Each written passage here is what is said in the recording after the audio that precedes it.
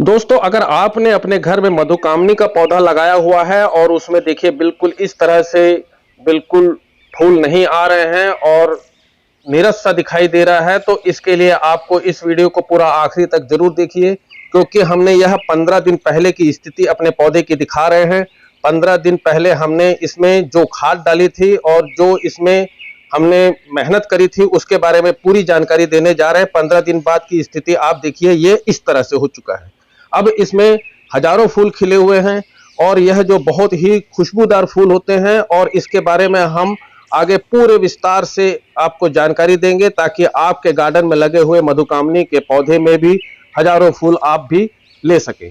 तो यह गर्मियों का पौधा होता है और इसलिए इसमें जो खुशबूदार फूल होते हैं, इसके बारे में हम आगे विस्तार से बता रहे हैं। तो यह पौधा जो होता है इसे मोराया पोनिक्लेटा भी कहा जाता है।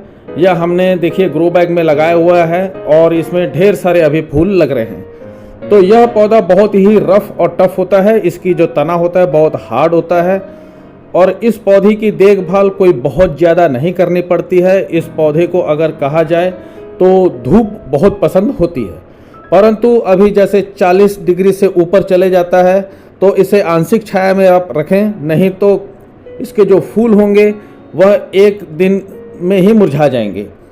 तो आपको यह जो खुशबूदार अगर फूल ज़्यादा दिन तक लेने हैं तो इसे आंशिक छाया में रखें। ढेर सारे फूल इसमें खिलते रहते हैं, परंतु एक समय ऐसा भी आता है जब यह फूल खिलकर हट जाते हैं और नई कलियां आने के बीच में 8 से 10 दिन, कभी कभी 15 दिन का भी गैप आ जाता है। उस समय आप इसमें सॉफ्ट प्रूनिंग कर दें। छोटे छोटे जो तने होते हैं इसके ऊपर के हिस्सों में उसे आप काट दीजिए, तो इससे जो होगा नई ब्रांचेस खुलेंगी और फूलों की संख्या बढ़ जाएगी। तो यह पौधा मार्च के आसपास में अपने डोरमेंसी से बाहर आ जाता है और अब यह जब अक्टूबर तक इसी तरह फ्लावरिंग देता रहेगा। अप्रैल आखिरी से मई से फ्लावरिंग देना शुरू करता है और अक्टूबर तक इसी तरह यह लगातार फ्लावरिंग देता रहेगा। वैसे तो मधुकामनी का पौधा 3 वैरायटी में हमने देखा है। एक जो होता है इसे टेबल कामनी के रूप में लोग लगाते हैं, वह उसमें कोई फ्लावरिंग नहीं होती है, वह बहुत छोटा सा पौधा होता है। और जो दूसरी वैरायटी आप जो सामने में देख रहे हैं ये होती है, और तीसरी बहुत बड़ा पौधा होता है, उसे आमतौर पर गमले में नहीं लगाया जाता है। तो ये जो सेकंड वैरायटी है गमले में लगने वाली और ढेर सारे फूलों से लगने वाला जो पौधा है, ये मधुकामनी आपके सामने में आप देख रहे हैं। इसमें अगर पानी देने की बात करें तो आप देखें मिट्टी में हल्की सी नमी रहे और इसमें बहुत अधिक पानी नहीं देना है। ये देखिए हम दूसरे गमले से भी देख ले रहे हैं, हल्की सी नमी रहे। अब बात करते हैं इस गमले की मिट्टी की। इस गमले में मिट्टी वेल ड्रेन मिट्टी तैयार करने के लिए हमने इसमें गार्डन सॉइल 40%, वर्मी कंपोस्ट 25% और रिवर सैंड 15%, कोकोपीट 20% मिलाकर इस गमले की जो मिट्टी तैयार करी है, यह बहुत ही सॉलिड वेल ड्रेन मिट्टी होती है और इससे पानी गमले में नहीं रुकता है और पौधा स्वस्थ बना रहता है। तो इस पौधे में अगर किसी कीड़े मकोड़े या बीमारी की बात करेंगे तो आमतौर पर हमने किसी भी तरह की आज तक कोई बीमारी नहीं देखी है। यह पौधे में कभी कोई कीड़ा वगैरह नहीं लगता है। अगर आपको ऐसा लगता है कि कभी कोई कीड़े वगैरह का अटैक अगर आजू बाजू के पौधों से इसमें हो रहा हो तो आप नीम के तेल का स्प्रे जब अन्य पौधों में देते हैं तो उसमें दे सकते हैं, परंतु अभी इस समय फ्लावरिंग के समय ना ही दें तो बेहतर रहता है।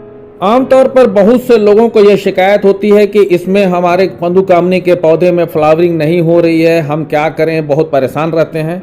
तो इसका सबसे पहला जो आपको टिप्स है वो नोट कर लीजिए। इसमें पानी बहुत ही लिमिट में देना है, ना कम ना ज़्यादा, नमी बनी रहे पौधे में। अगर बहुत अधिक पानी देंगे तो यह पौधे की पत्तियां और भी बढ़ने लग जाएंगी, हरी भरी हो जाएंगी और पौधा अपनी ग्रोथ बढ़ाने लग जाता है, जिससे फ्लावरिंग नहीं होगी, फ्लावरिंग रुक जाती है।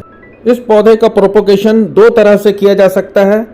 पहला है आप कटिंग के सहारे अगर लगाएंगे तो यह पौधा अगस्त के आसपास में अगर कटिंग लगाएंगे तो बहुत जल्दी ही इस पौधे की ग्रोथ हो जाती है, मल्टीप्लाई हो जाता है। या तो दूसरा तरीका होता है नवंबर दिसंबर में इसमें लाल रंग के बीज दिखाई देने लगते हैं, उन बीजों को सुखाकर फिर अगर आप उसे लगाएंगे किसी भी जार में या किसी भी गमले में तो वह प्रोपोगेट हो जाता है और उसे लगने में थोड़ा सा वक्त लगता है। कटिंग वाला जो पौधा होता है वह बहुत जल्दी ही अपनी फ्लावरिंग देने तैयार हो जाता है। तो इसके दो तरीके आपको प्रोपोगेशन के पता चल गए। अब आगे हम इसमें दो तरह की खाद के बारे में बात करेंगे। तो जो हम खाद के बारे में बात कर रहे हैं, ये देखिए आपको यह जो दिखाई दे रहा है ट्रे में, वर्मी कंपोस्ट हमने रखा हुआ है लगभग 2 मुट्ठी के आसपास में।